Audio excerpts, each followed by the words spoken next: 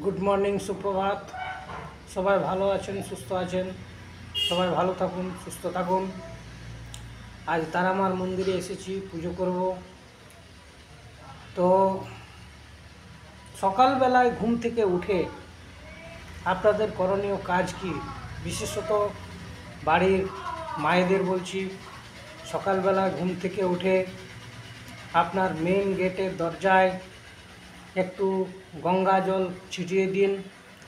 দেখবেন সব কিছু দোষ থেকে আপনি মুক্তি পাবেন এবং আপনার গ্রহদোষ এবং আপনার অতৃপ্ত আত্মা আপনার বাড়ির মধ্যে কুনজর দিতে পারবে না।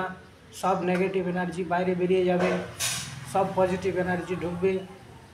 তাই প্রত্যেক দিন সকালবেলায় উঠে গঙ্গা জল না পেলেও আপনি শুদ্ধভাবে জল নিয়ে মেন গেটের চারিদিকে ছিটিয়ে দিন। অনেক কল্যাণ ঘটবে। জয় তারা।